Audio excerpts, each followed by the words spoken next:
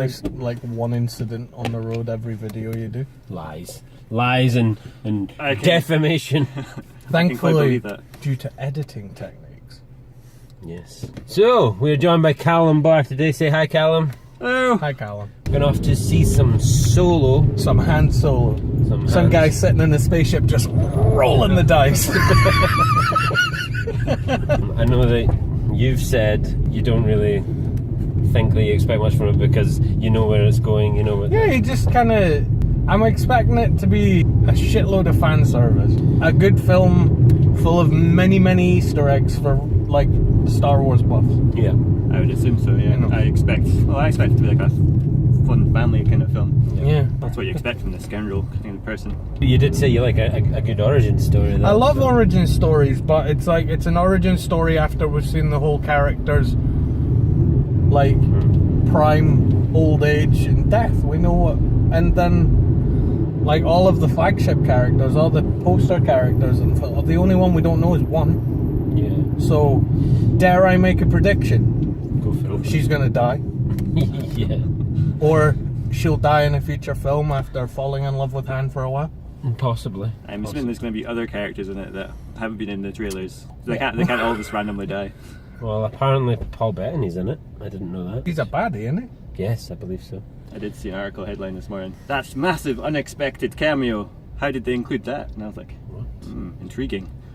Well, that's kind of spoilery, but we'll say no more about it. There's been a lot made of, like, the main guy, Alden Ehrenreich. What have I seen him? Have I seen him in it? Yeah, we started watching that. Was it Hail Caesar or something with Ralph Fiennes in it and stuff. We thought it looked funny and it wasn't. And stuff. Absolutely it was fucking awful. The only bit I loved in it was the bit where he was trying to teach him to say, "What did it was so simple?" But it was such a pile of dross. Just rubbish.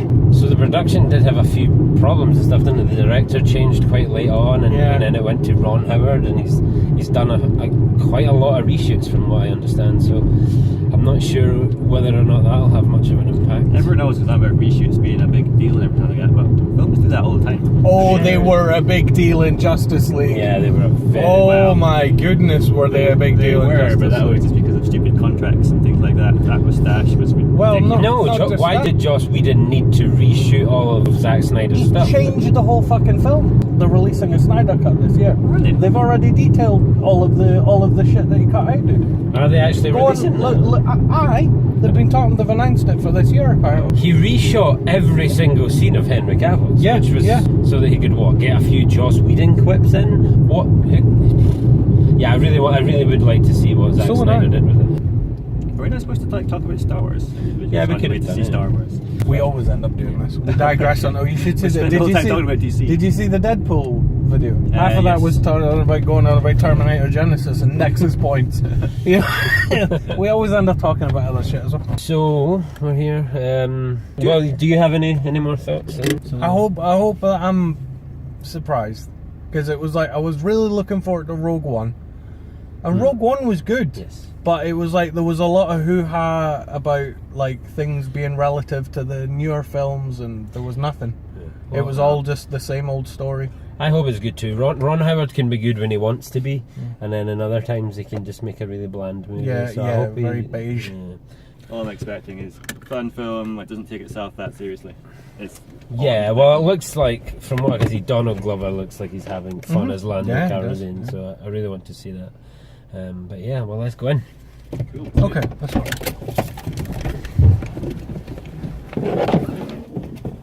I don't know why I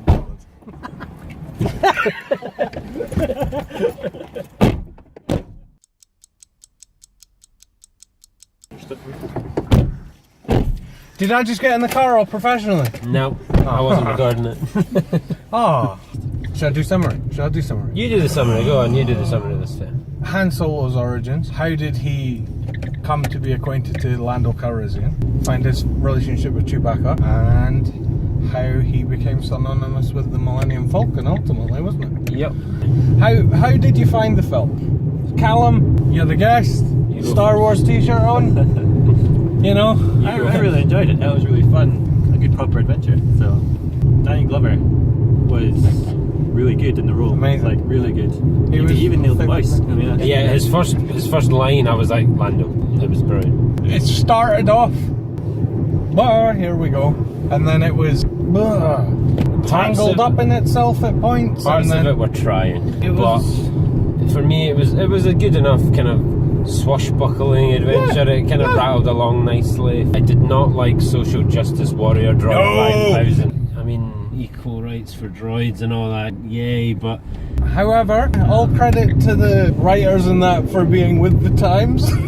I suppose she just was the first droid in Star Wars that I haven't liked, really. She was the first droid since C-3PO. I've wanted to see them just dismantle. I'd never liked C-3PO. There's obviously some space scenes which were very like shot really well. I thought, like the camera angles and the way they did it, like made the. It's just like, I felt like, you know, in Ready Player One, where they had the car race at the start. Yes. There was like the space scene in there where they're going like ships roll in place and stuff. It was like, that's what that felt like to me. I thought.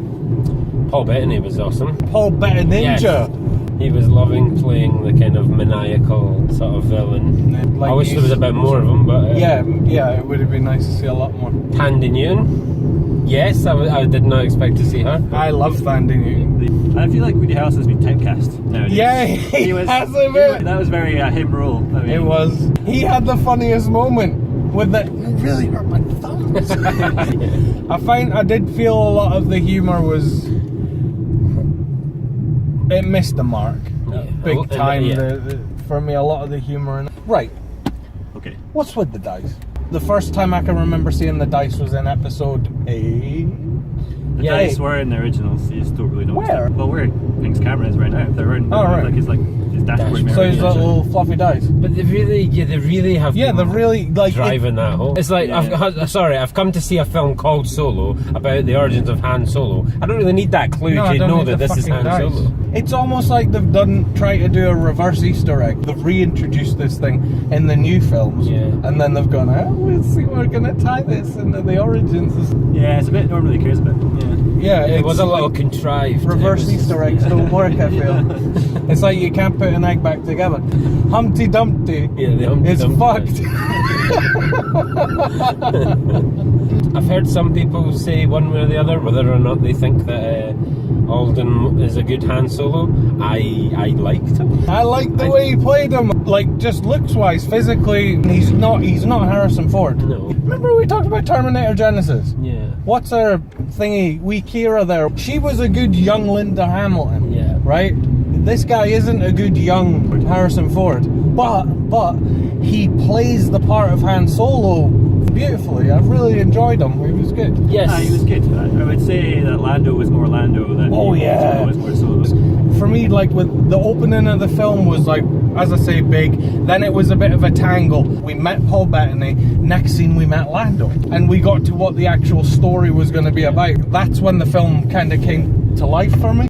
For me, I think the film, I agree, it started off with a good bit of action. It was cool to see Corellia and that. There wasn't enough jeopardy or peril really at all. I know it's maybe going back to what you said about we know where it's going, so I'm not going to expect anyone to die. But like with Rogue One, I got really invested in those characters on the screen, and I didn't really get that with the exception of Woody Harrelson in this film. Is that because you didn't know what was going to happen to those characters? Maybe, that's what I'm saying. I don't know if that's all it was, but like, there were certain events that happened, and I just was like, okay. And they tried to introduce quite a lot of plot at points with the little marauders and things, and I thought, where's this going? But eventually it came together a bit. Right, can we get a little bit spoilery? Little bit spoiler. Spoilers. The marauders, you know the bit where it's just, right.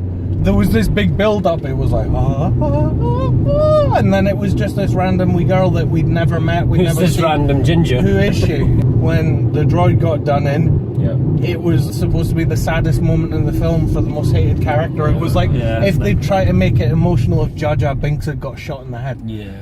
There was no emotional scene like at all. No. But the big spoiler, the one, remember you were saying about the big... I had no idea about it. I didn't know it was coming either, and it took me by surprise. I actually kind of made the end of the film a lot more worthwhile for me than For I me thought. too. The one bit of fan service that I actually really enjoyed. I really and appreciated I was like, that. Yes! I had no idea who was going to be this. So I was like, oh my god! No, that was fantastic. But it was like, it was the exact same experience what I had with Rogue One. You see the ship from the beginning of episode 4. You finally get to see Darth Vader going, whoa! You know, going all Super Saiyan on those motherfuckers. Okay, final thoughts then, guys. We're almost done. Callum, do you want to start us off? I thought it was a good movie. Definitely worth seeing. Definitely a Star Wars fan. I mean, you won't be let down at all.